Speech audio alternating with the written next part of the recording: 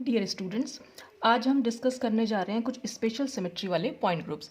इससे पहले वीडियोस में हमने C N type, D N type और S N type point groups देखे। उसके अलावा सी आई, सी वन और सी एस पॉइंट ग्रुप्स भी डिस्कस किए थे। तो इसमें सबसे पहले आता है सी इन्फिनेटिव पॉइंट ग्रुप। तो अगर हम इसके सिमेट्री एलिमेंट्स की बात करें तो इसमें प्रेजेंट होते हैं ई, सी इन्फिनेटिव और इन्फिनेटिव सिग्मा वी। ऑर्डर होता है इसका इन्फिनेटिव। इसके एग्जाम्पल बहुत ईजी हैं, जितने भी लीनियर मॉलिक्यूल्स हैं। लेकिन वो लीनियर मॉलिक्यूल्स में भी कौन से linear molecules? Heteronuclear diatomic molecules हैं। यानी कि अगर डाई एटॉमिक मॉलिक्यूल है तो वो हेट्रोन्यूक्लियर होना चाहिए। इट मीन्स कि जो दोनों एटम्स प्रेजेंट हैं वो दोनों डिफरेंट होने चाहिए। जैसे कि एच एक्स, एक्स यहाँ पर एफ हो सकता है, सी एल, बी आर या आई। फिर एग्जाम्पल है कार्बन मोनोऑक्साइड का, NO का, CN का। तो ये सब जो है हेट्रोन्यूक्लियर डायटोमिक लीनियर मॉलिक्यूल्स जिनमें C इन्फिनेटिव V है। इसके अलावा और कौन से एग्जाम्पल हो सकते हैं? All unsymmetrically substituted linear polyatomic molecules. तो डाई एटॉमिक के अलावा पॉली एटॉमिक मॉलिक्यूल्स भी हो सकते हैं, लेकिन वो लीनियर ही होंगे और वो अनसिमेट्रिकली सब्सटीट्यूटेड होने चाहिए। माने कि अगर सेंट्रल एटम जो है हमारा, उसके दोनों साइड जो एटम्स हैं वो डिफरेंट होने चाहिए बस। तो ये सब उसके एग्जाम्पल्स हैं। तो अब जैसे सबसे पहले हम एग्जाम्पल ले रहे हैं। ये सपोज अगर मैं HCl मान लें, इसको एक्स की जगह अगर मैं Cl मान लूँ, जैसे सपोज ये हमारे पास मॉलिक्यूल है, ये H हो गया और ये Cl, ठीक है। तो अब इसमें एक तो C इन्फिनेटिव प्रेजेंट है, और वो कैसे प्रेजेंट है? वो इस तरह से जा रही है। C इन्फिनेटिव का मतलब क्या हुआ? ये वाली, ये एक्सिस जो है। तो इस देखिए, इस एक्सिस के अलोंग अगर मैं इसको कितनी भी इन्फिनेटिव टाइम्स भी अगर मैं इसको रोटेट कर सकते हैं, और हमें सिमिलर जो है कन्फिग्रेशन, सिमिलर से मेरा मतलब इक्वलेंट कन्फिग्रेशन जो है वो मिल जाएगा। तो इक्वलेंट कन्फिग्रेशन मिल रहा, देखिए धीरे धीरे धीरे धीरे मैं इसको कितना भी रोटेट कर लूँ, बहुत कम से कम डिग्री पे भी रोटेट करने पर हमें जो है एकदम इक्वल जो है इक्वलेंट ओरिएंटेशन मिल रहा है। तो इसलिए यहाँ पर जो है, क्योंकि इन्फिनेटिव टाइम्स रोटेट करने पर हमें कर सकते हैं इसको इन्फिनिट टाइम रोटेट, तो इसलिए हमें वहाँ पर इक्विवेलेंट ओरिएंटेशन मिल रहा है। क्योंकि तो इसलिए यहाँ पर जो इसकी वो हो जाएगा, ऑर्डर हो जाएगा, वो सी इन्फिनेटिव हो जाएगा, ठीक है। अब दूसरी क्या है? दूसरा इसमें एलिमेंट जो था वो इन्फिनेटिव सिग्मा वी। वैसे भी मैंने आपको बताया था कि अगर CN प्रेजेंट होती है किसी भी मॉलिक्यूल में, तो या तो उसमें कोई सिग्मा वी प्रेजेंट नहीं होगा, या उसमें n सिग्मा वी प्रेजेंट होगी। यानी कि जो उसका ऑर्डर होगा उतने ही सिग्मा वी। तो यहाँ पर ऑर्डर क्योंकि इन्फिनेटिव है, इसलिए यहाँ इन्फिनेटिव सिग्मा वी भी है। और वो हम यहाँ देख भी सकते हैं। देखिए, अगर जैसे ये हमारा था मॉलिक्यूल और ये हमारी यहाँ पर C इन्फिनेटिव जा रही थी, तो C इन्फिनेटिव, क्योंकि इन्फिनेटिव V है, सॉरी सिग्मा V है, और सिग्मा V इस एक्सिस के पैरेलल होगा। पैरेलल से मतलब ये वाला। तो अब आप देखिए, इस मॉलिक्यूल को आप चाहे ऐसे कट कीजिए, चाहे ऐसे, चाहे ऐसे, चाहे ऐसे, जितने कितने भी टाइम्स हम इसको कट कर सकते हैं। तो इसलिए यहाँ पर इन्फिनेटिव सिग्मा वी जो है वो प्रेजेंट है। तो ये तो था सी इन्फिनेटिव पॉइंट ग्रुप के बारे में। अब आता है D infinitive H point group. अब D infinitive H point group में कौन कौन से सिमेट्री एलिमेंट्स हैं? ई है, C infinitive, infinitive C2, infinitive sigma V और सिग्मा H। यहाँ पर I भी प्रेजेंट होगा और S इन्फिनेटिव भी प्रेजेंट होगी। अब देखिए उसके एग्जाम्पल क्या हो जाएंगे, वहाँ यहाँ हो जाएंगे होमोन्यूक्लियर डायटोमिक्स। यहाँ थे हेट्रोन्यूक्लियर, यहाँ थे होमोन्यूक्लियर। तो दोनों में ये डिफरेंस है। और जैसे कैसे? जैसे कोई भी नाइट्रोजन मॉलिक्यूल, ऑक्सीजन, कोई भी मॉलिक्यूल अगर हम बात करें, लेकिन वो बस होमोन्यूक्लियर, यानी कि दोनों एटम्स जो हैं वो सेम हो। या फिर लीनियर पॉली एटॉमिक, कैसे कि वहाँ पर, यहाँ पर भी क्या हो रखा है, देखिए दोनों साइड जो है, बॉन्ड के दोनों साइड हमारे सेम एटम प्रेजेंट है। CO2 हो सकता है, HgCl2 हो सकता है। तो ये सब एग्जाम्पल जहाँ पर कि दोनों एटम्स हमारे सिमिलर हों। और अगर पॉली एटॉमिक मॉलिक्यूल है तो दोनों साइड्स जो हैं वो हमारी जो है सिमिलर एटम्स होने चाहिए। जैसे यहाँ पर मैंने एग्जाम्पल लिया, हालांकि ये थोड़ा गंदा सा हो गया है, ये C डबल बॉन्ड O और यहाँ पर भी डबल बॉन्ड O, ठीक है। तो यहाँ पर जो ये वाली एक्सिस, अभी मैं आपको CO2 दिखा देती हूँ। जैसे ये हमारा CO2 है, आप इसको डबल बॉन्ड मानिएगा। ये C है, ये दोनों ऑक्सीजन है, ठीक है। C इन्फिनेटिव यहाँ पर भी ऐसे ही जा रही, जैसे कि हमारी पहले ऊपर जा रही थी, वहाँ पर भी C इन्फिनेटिव। तो यहाँ पर भी ऐसे रही, क्योंकि अगर मैं इस वाली एक्सिस के अलोंग इसको कितनी बार भी रोटेट कर लूँ तो हमें जो है इक्विवेलेंट ओरिएंटेशन मिल जाएगा। अब इसके अलावा इसमें C2 भी प्रेजेंट है। अब वो C2 कैसे प्रेजेंट है? देखिए ये वाली एक्सिस, इस एक्सिस के अलोंग अगर मैं इसको घुमाऊंगी तो भी हमें इक्विवेलेंट ओरिएंटेशन ही मिलेगा। देखिए यहाँ पर था और मैंने इसको ऐसे घुमा दिया।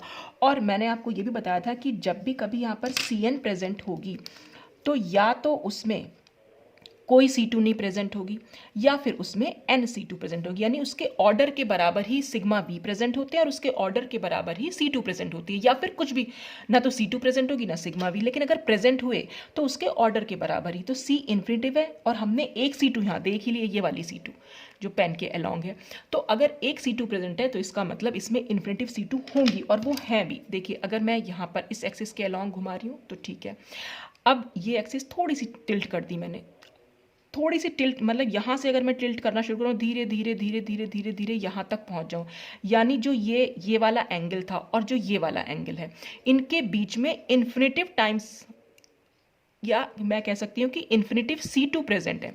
जैसे ये एक प्रेजेंट होगी, इसके अलोंग भी घुमाएंगे तो भी हमारा जो है मॉलिक्यूल सेम रहेगा, या इसके अलोंग इसके अलोंग इसके अलोंग, मतलब यहाँ से लेके यहाँ तक आप इन्फिनेटिव C2 इसमें इमेजिन कर सकते हैं। तो वही इन्फिनेटिव C2 मैंने इसमें बना दिए, इसीलिए ये इतना गंदा लग रहा है। तो मेन जो C2 है वो ये वाली हमने दिखाई थी कि इसके अलावा अगर मैं घुमाऊंगी तो ये ऑक्सीजन एटम यहाँ और ये ऑक्सीजन यहाँ पहुँच जाएगा, और ऐसे ही बाकी सारी ये जो C2s हैं इनके अकॉर्डिंग, इनके अलोंग भी घुमाने पर ये O यहाँ और O यहाँ पर पहुँचेगा। तो हमें इक्वलेंट ओरिएंटेशन यहाँ देखने को मिलेगा। तो इसलिए यहाँ पर हम कह सकते हैं कि C इन्फिनेटिव भी प्रेजेंट हुई और इन्फिनेटिव C2 भी। और मैंने आपको बोला था कि जब Cn और NC2 वहाँ प्रेजेंट होती है तो हमेशा DN ग्रुप बन जाता है। तो C इन्फिनेटिव और इन्फिनेटिव C2 प्रेजेंट है तो इसलिए यहाँ पर D इन्फिनेटिव बन गया। अब सिग्मा वी बिल्कुल वैसे ही है जैसे कि पहले हमने HX में डिस्कस किया। सिग्मा वी कैसे हो सकते हैं, जो हमारी प्रिंसिपल, अब प्रिंसिपल एक्सिस क्या हो गई, जो भी मल्टीपल ऑर्डर वाली एक्सिस होती है वो प्रिंसिपल होती है। तो C इन्फिनेटिव जो हो गई वो हमारी प्रिंसिपल एक्सिस हो गई, और जो इन्फिनेटिव C2 निकली वो हमारी सब्सिडरी एक्सिस हो गई, जितनी भी ये निकली। अब इसी के पैरेलल अगर हम प्लेन देखें ये वाला, तो ऐसे भी कट कर सकते हैं मॉलिक्यूल, ऐसे कैसे भी, हर C इन्फिनेटिव के मतलब अलोंग जो है वो इन्फिनेटिव सिग्मा वी यहाँ पर प्रेजेंट है। तो इन्फिनेटिव सिग्मा वी प्रेजेंट हो गए, और इसके अलावा इसमें एक जो है सिग्मा एच भी प्रेजेंट है। सिग्मा एच कैसे हो जाएगा, ये हमारी प्रिंसिपल एक्सिस थी, ठीक है, और इसका परपेंडिकुलर प्लेन ऐसे हो जाएगा। देखिए जो भी ये वाली एक्सिस होती है तो इसका परपेंडिकुलर प्लेन ऐसे होता है, ठीक है।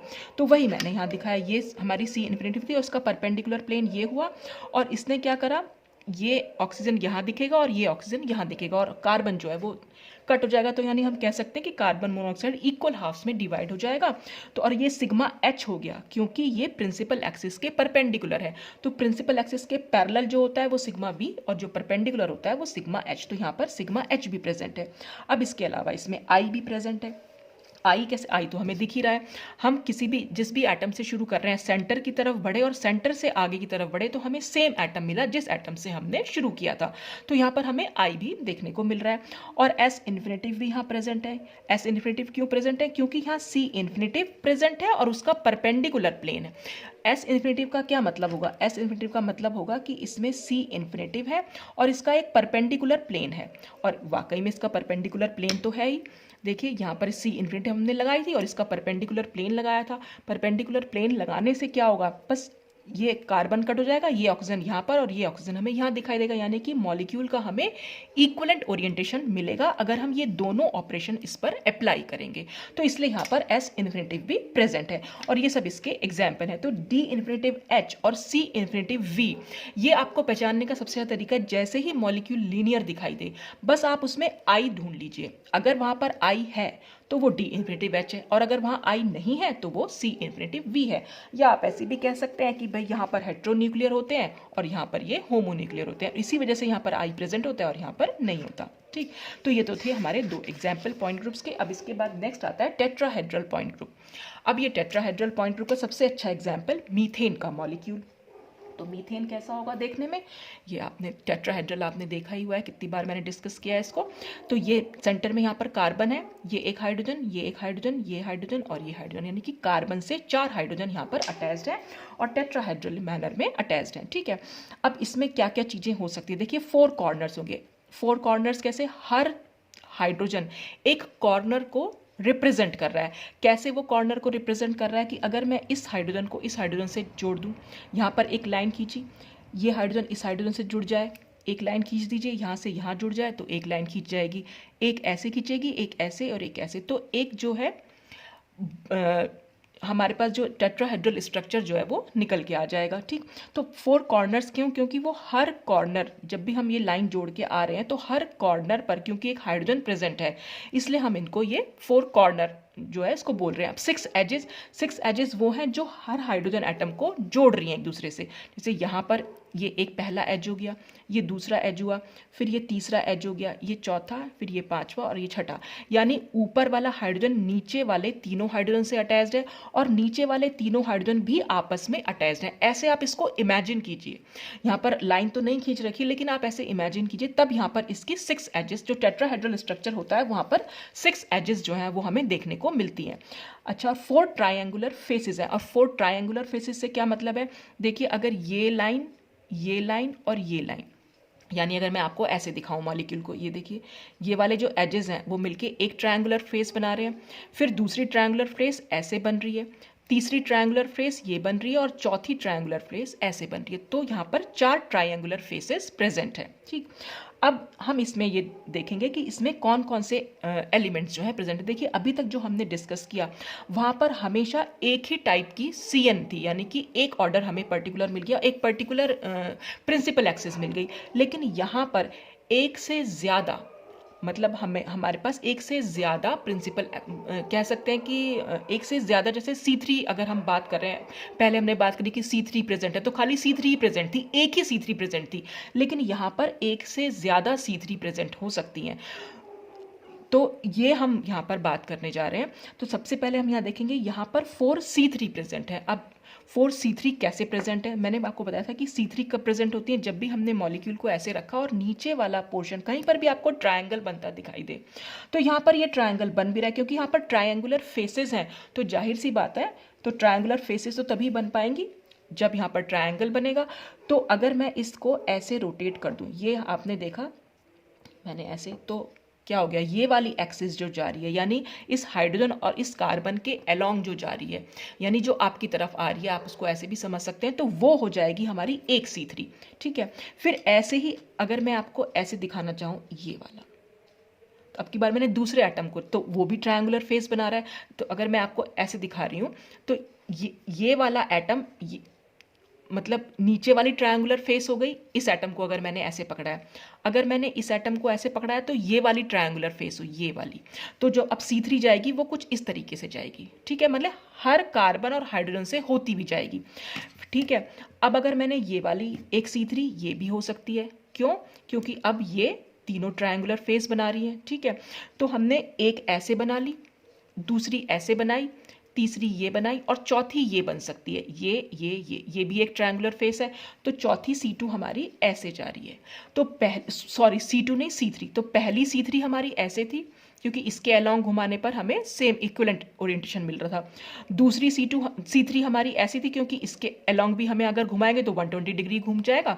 ठीक है, तीसरी हमारी ऐसे थी और चौथी हमारी ऐसे हो जाएगी। तो हर कार्बन और हाइड्रोजन से पास होती हुई, passing through each carbon hydrogen bond through each corner, हर कॉर्नर से पास होगी, इस तरह से, इस तरह से और इस तरह से। तो ये 4 C2 हमें दिखाई, C2 बार बार मैं बोले जा रही हूँ इसको, 4 C3 हमें जो है वो दिखाई दे रही है।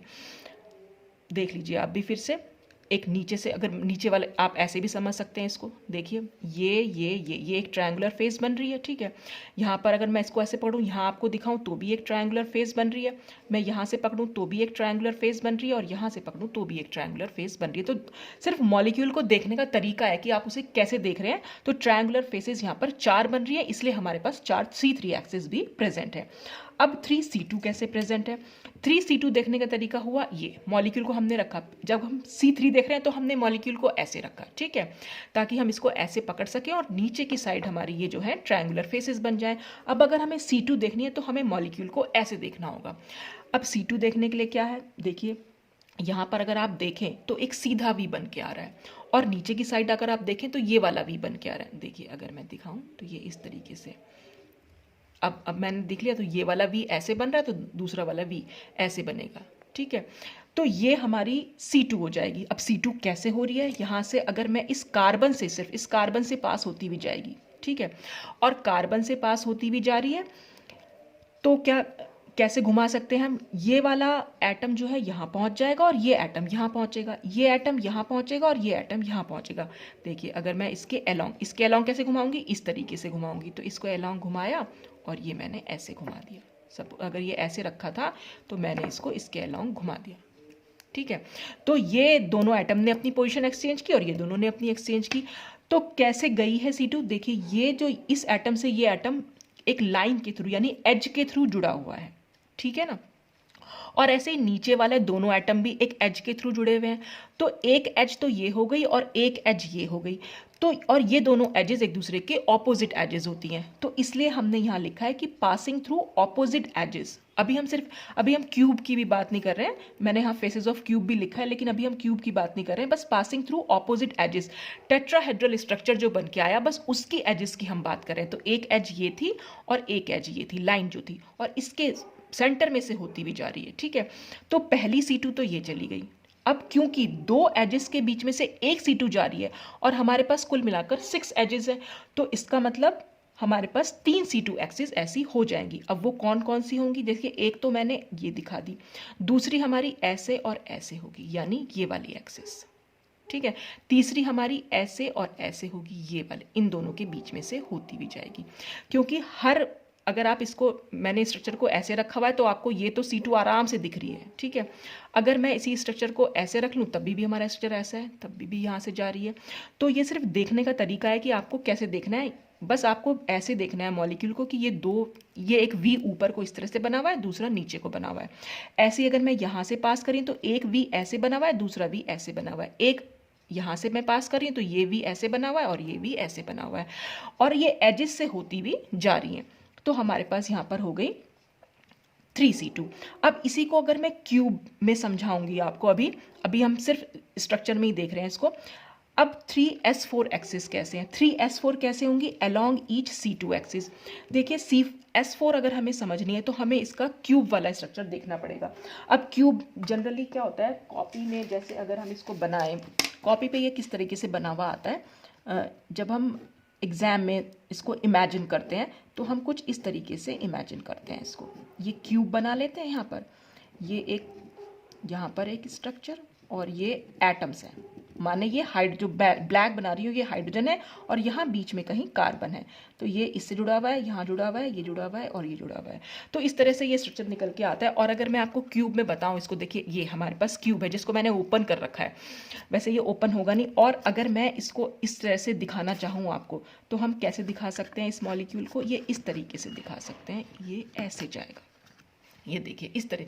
तो दिख रहा है आपको, ये दोनों जो कॉर्नर्स हैं वो ये दोनों कॉर्नर्स हमें दिखाई दे रहे हैं, और जो नीचे वाले दो कॉर्नर्स हैं वो मैंने नीचे यहाँ ब्लैक में आपको दिख ही रहे होंगे। तो ये क्यूब में हम इसको दिखा सकते हैं। तो ये जो ऐसे बना हुआ है आपको ये इस तरीके से इसको इमेजिन करना है।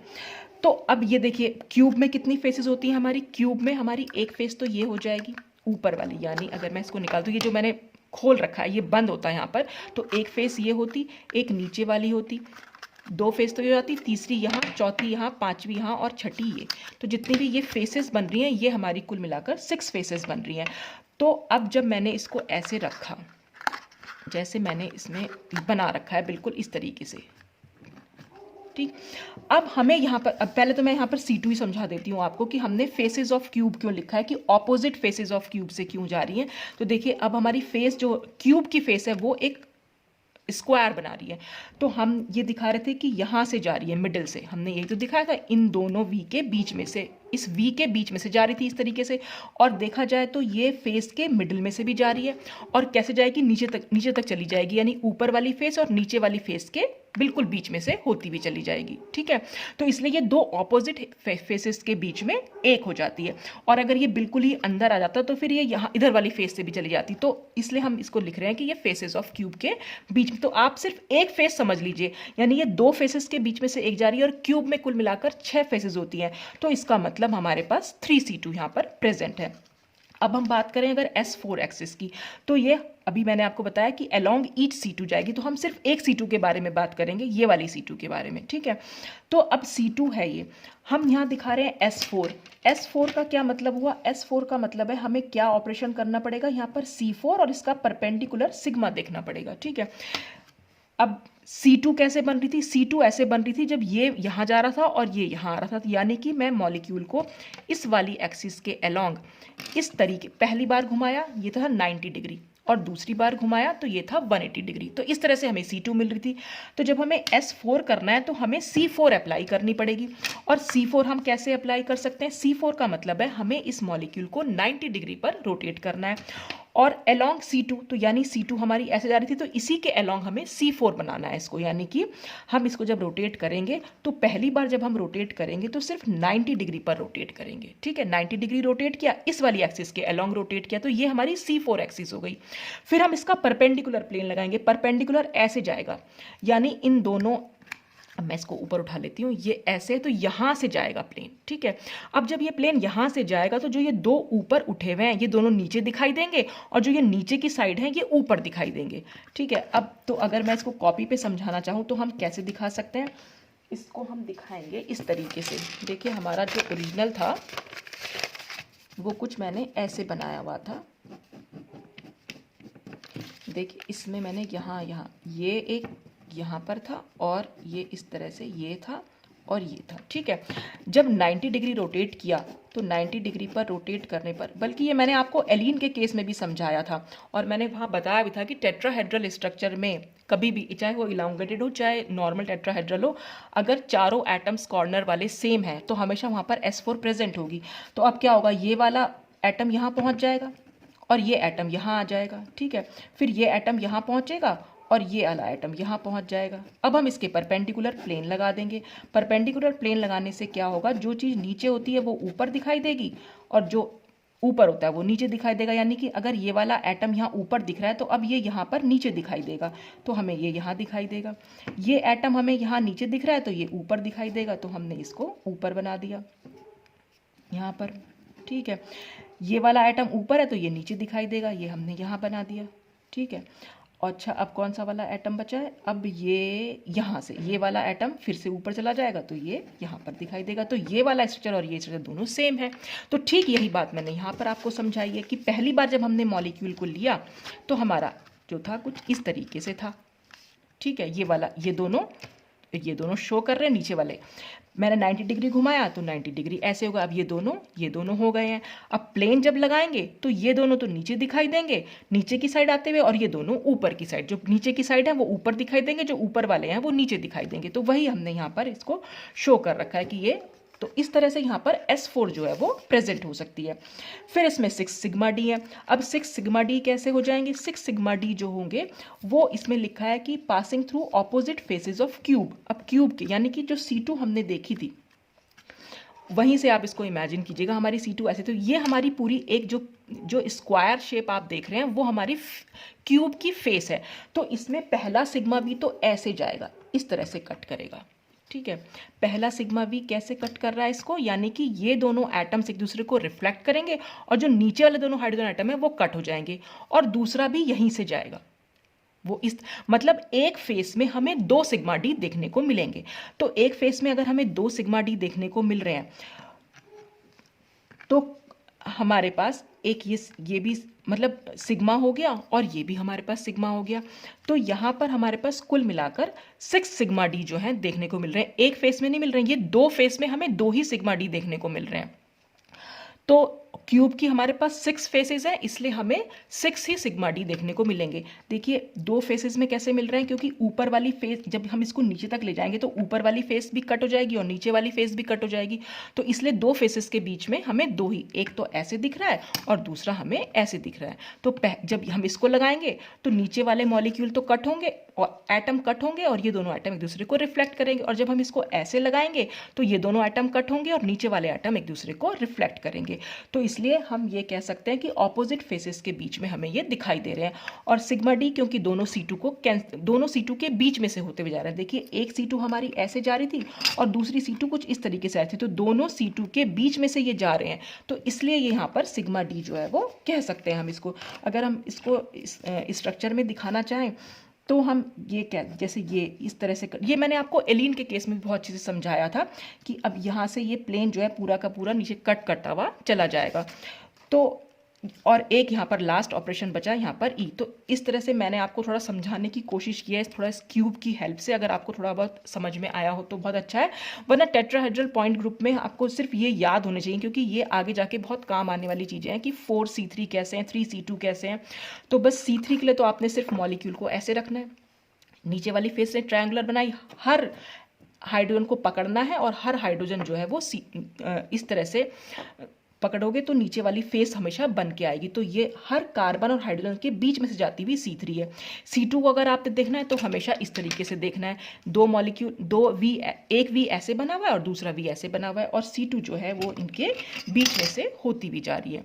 तो यहाँ से ये एक C2 चली जाएगी, फिर एक C2 इधर से चली जाएगी और एक C2 उधर से आ जाएगी, ठीक है। फिर अगर हमने S4 देखना है तो S4 हम हमेशा इस एग्जाम्पल की हेल्प से ही देख पाते हैं। और आप चाहें तो मैंने अभी आपको बताया भी था क्यूब में आपको कैसे देखना है, तो वो आप इसको घर में अगर आप प्रैक्टिस करें इसकी तो आराम से आप इसको अच्छी तरह से समझ सकते हैं। तो इस तरह से अगर आप मॉलिक्यूल को इमेजिन करेंगे तो यहाँ क्यूब में समझना बहुत ईजी है, क्योंकि वहाँ पर आपके पास मॉलिक्यूल तो होगा नहीं एग्जाम में, तो वहाँ तो आपको इसी से समझना पड़ेगा। तो इसलिए यहाँ से ये चीज़ समझना ज़्यादा ईजी है। और 6 सिग्मा डी भी बहुत ईजी है। ऐसे एक यहाँ से कट करता हुआ एक प्लेन अगर हम यहाँ से लगा दें, ये तो कट हो जाएंगे ऐसे करके, ये वाले एक प्लेन ये हो जाएगा, और दूसरा प्लेन हम इसमें इस तरह से लगा सकते हैं, यहाँ से ये दोनों ऑपोजिट कॉर्नर्स को और ये दोनों ऑपोजिट कॉर्नर्स को कट करता हुआ। ये मैंने एलीन के केस में आपको बहुत चीज़ समझा रखा है, आप चाहे तो वहाँ जाकर चेक कर सकते हैं कि कैसे वो 2 सिग्मा डी यहाँ पर प्रेजेंट है। तो अब अगर टोटल नंबर ऑफ ऑपरेशंस अगर हम काउंट करें तो कुल मिलाकर पहले तो ये कितने हैं वो हमने लिख दिया। देखिए एक C3 के लिए टोटल नंबर ऑफ ऑपरेशन होते थे n-1, यानी कि 3-1 यानी कि 2। तो जब एक C3 के लिए 2 है तो 4 के लिए 4 × 2 हो जाएंगे। फिर 3C2 के लिए यहाँ पर हो जाएगा नंबर ऑपरेशन 1, और क्योंकि 3C2 है तो 3 × 1। S4 के लिए क्योंकि यहाँ इवन नंबर है तो इवन नंबर के लिए n में ऑपरेशन होते हैं n/2, यानी कि 4/2, तो 2 2 जा 4, तो इसलिए 2 ऑपरेशंस निकलेंगे। एक S4 के लिए तो 3 है तो 3 × 2। सिग्मा के लिए हमेशा एक ही ऑपरेशन होता है, और क्योंकि टोटल सिग्मा है 6 तो इसलिए यहाँ पर 6 हो जाएगा। और E के लिए तो हमेशा 1 होता है। इसको हमने काउंट किया तो order of tetrahedral point group जो निकल के आया वो 24 आया। तो इस तरीके से हम टेट्राहेड्रल पॉइंट ग्रुप को थोड़ा सा समझ सकते हैं। तो इसमें आप सिर्फ इसका ऑर्डर याद रखिएगा और ये कितना ये है। अगर आप ये समझ में आ गई है तो बहुत अच्छी बात है, और नहीं तो आपको फिर ये इसको याद करना पड़ेगा। तो आज के लिए बस इतना ही। इसके बाद हम ऑक्टाहेड्रल पॉइंट ग्रुप और डिस्कस करेंगे नेक्स्ट वीडियो में। Thanks for watching.